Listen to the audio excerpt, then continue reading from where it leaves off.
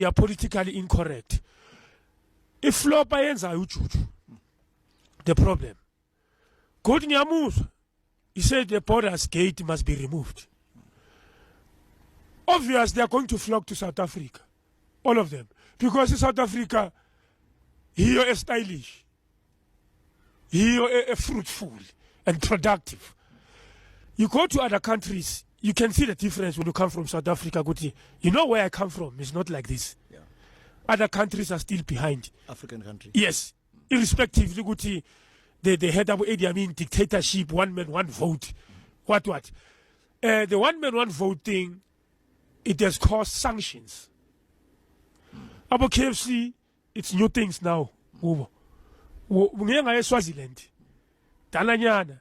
Ngathola bashaya ipizza self-made. Angeke uyidle. One bite enough. Yakuqaphela. Ama sanctions. Angeke basinabo dibonez. Asali izingamla ispider web sengamla. But put yourself in the shoes of Nelson Mandela. Kuze kanjani agree to this democracy. Nathi besizofana nabo Zimbabwe. Whereby we have to create our own paraffin. We have to create our own everything, one man, one vote. But it was a good idea. Ukuthi nje asikwazi thina ukuyicontrol. Thina those who have to continue abojuju so. Abayenzi continuation right politically. Everyone is flocking to our country. And when they flock into our country, the resources of the country were never been implemented to satisfy the mass that we see. That is why our resources are vandalized. That's why you'll see there's water everywhere. That is why they will occupy the empty stand that were reserved for our young people to have fun, to play, or just for the breeze. It's not every place, every space that is supposed to be occupied. Yeah. Oh, we need a space just for breeze. Yeah. And then the worst part, these people, abalandela le movement yakhe, it's for only one purpose. It's only for sleeping, for making babies. At least it was for building economy. Yeah. How do you build an economy? By creating a village. A village that doesn't have a toilet that is flushing. You are taking us back to a bucket system. And then after we say we are eradicating poverty. We are promoting poverty. In my street, when you come down, there was no bucket toilet. This is a suburb. We're paying the same rates at Sandton. That's why when you offer it's written Malboro Drive, Sandton. We're paying the same rates. Yeah. Why this thing doesn't happen in a suburb? Why this village doesn't happen next to his house in Sandton, Rosebank, or in Mr. Smith's neighboring? Why it happens in a black community? We are creating. Julius Malema is wrong to call for open borders when it comes to the South Africa and its relationship with immigration. Ladies and gentlemen, fellow South Africans, welcome back to Izwi Labansundu, the voice for Africans.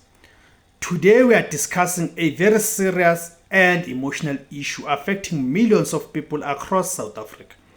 The issue of immigration, borders, unemployment, crime, and national sovereignty.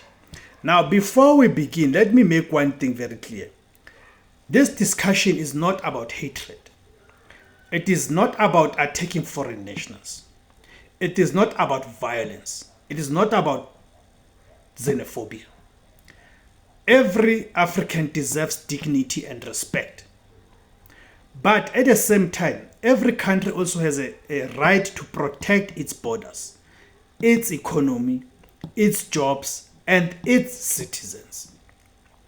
And that is why today we are going to discuss why I believe that Julius Malema is wrong to call for open borders in South Africa. Because while the idea may sound revolutionary and pan-African on paper, the reality on the ground tells a very different story. Open borders sound good in theory. Now, many people support the idea of African unity, including myself. And honestly speaking, there's nothing wrong with that. Africa has suffered from colonialism. Africa has suffered from division. Africa has suffered from exploitation by Western powers. So when leaders like Julius Malema speak about removing borders and allowing Africans to move freely across the continent, many young people become inspired. They see it as true African liberation. But the question we must ask ourselves is this: can South Africa realistically afford open borders under current economic conditions?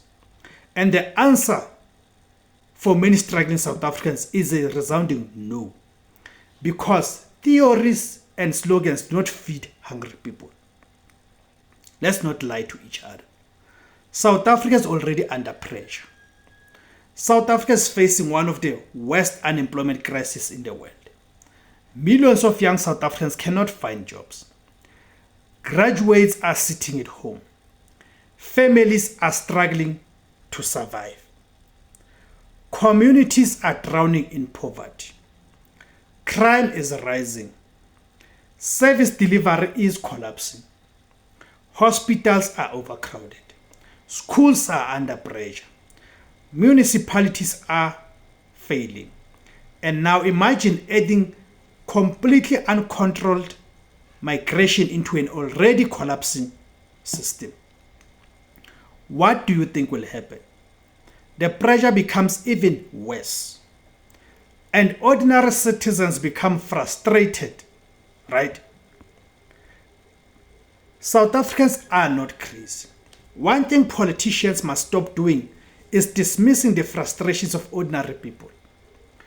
When communities complain about overcrowded clinics, when unemployed youth complain about lack of opportunities, when small businesses complain about unfair competition, when residents complain about undocumented foreigners involved in criminal syndicates, that frustration should not automatically be labeled as xenophobia. Sometimes people are simply crying out because the system is failing them. Now, yes, there are criminals among South Africans too, absolutely. Crime is not committed only by foreigners. But we also cannot pretend that porous borders make it easier for dangerous criminal networks to operate.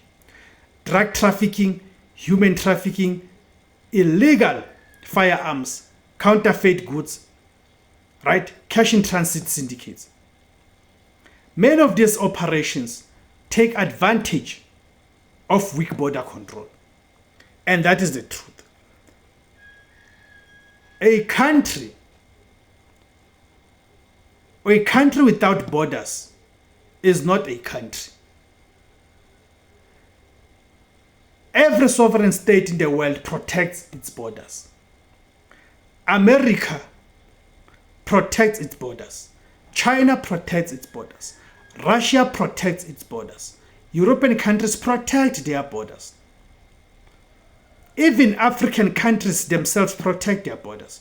So why should South Africa be expected to become a borderless state? That is the contradiction many people see in Julius Malema's argument. Because no serious government can survive without proper immigration systems. Borders are not automatic, right? Borders are not automatically evil. Borders help countries manage population, right? National security, employment systems, healthcare systems, taxi system, housing demand, infrastructure planning. Without control, chaos eventually follows. The ANC government created this crisis. Now let us also be honest about something else. The ANC government has failed to properly manage immigration for years. This is why emotions are now exploding in communities. The government failed to secure borders. The government failed to modernize immigration systems. The government failed to deport illegal criminals efficiently. The government failed to create enough jobs for South Africans.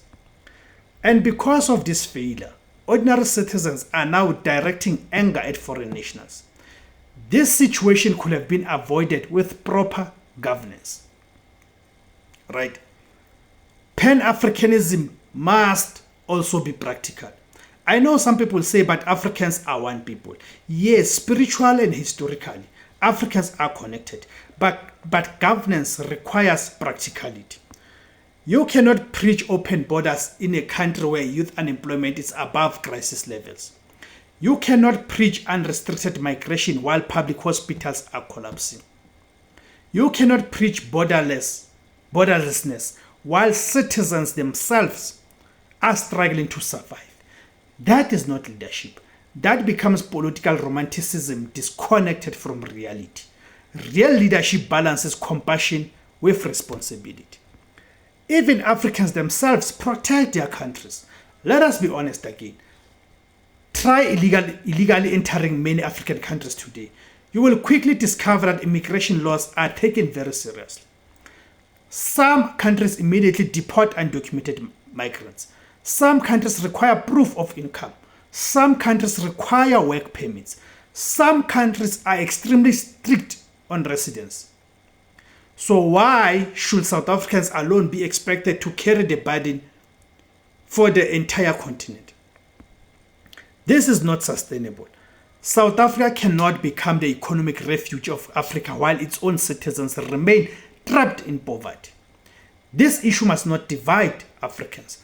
Now let us say this carefully. Foreign nationals are not enemies. Many foreigners came to South Africa legally. Many are hardworking. Many contribute positively to the economy. Many own businesses. Many are law-abiding citizens. And they also deserve protection from violence and hatred. But supporting proper border control does not mean hating foreigners. A country can respect immigrants while still enforcing immigration laws. Those two things are not mutually exclusive. Unfortunately, politicians sometimes oversimplify this debate. If you support stronger borders, they call you xenophobic. If you question immigration policy, they accuse of hatred. But that shuts down honest discussion, and South Africans deserve honest discussion. Malema may be playing politics. Some critics believe Julius Malema uses radical pan-African language for political branding, of course, because slogans about open borders sound revolutionary to certain audiences. But implementing such policies in reality will create massive instability. Leadership is not about saying things that sound emotionally powerful. Leadership is about protecting citizens while maintaining social stability. And many South Africans feel that open border rhetoric ignores the daily suffering of ordinary people. South Africa needs controlled immigration. South Africa does not need hatred. South Africa does not need mob justice. South Africa does not need xenophobic violence. But South Africa does need secure borders, efficient immigration systems, proper documentation processes, stronger law enforcement, economic growth, job creation, better regional cooperation. That is the balanced situation, not emotional slogans. African unity should start with strong economies. Thank you guys for tuning in. My name is Debs Kosana. The name of the platform is Izula Bansundu, the voice for Africans. Kama Kuma Africa.